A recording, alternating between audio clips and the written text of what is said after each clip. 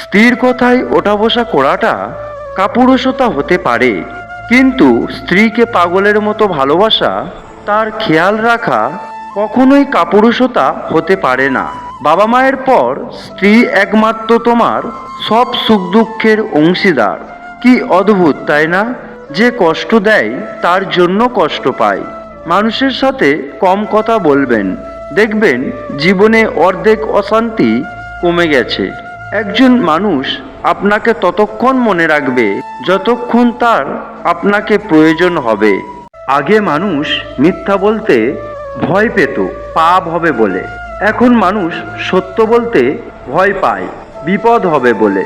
বোকা মেয়ে স্বামীকে গোলাম বানিয়ে নিজে হয় গোলামের স্ত্রী, আর বুদ্ধিমতী মেয়ে স্বামীকে রাজা বানিয়ে নিজে হয় রাজরানী।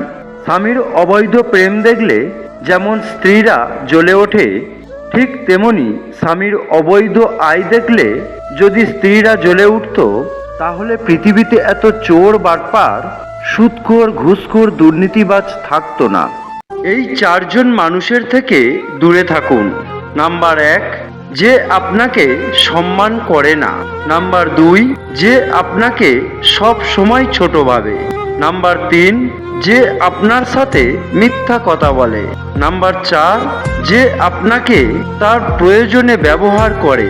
কারো কাছে ঠকে গেলে কখনো আফসোস করবেন না, সব সময় মনে রাখবেন ঠকার জন্য নিজের মধ্যে অনেক গুণ থাকা লাগে।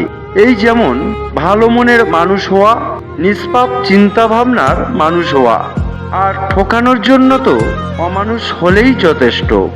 একজন বিধবা মহিলা বলেছিলেন, গত 25 বছর ধরে আমার স্বামীর বদ অভ্যাস ছিল।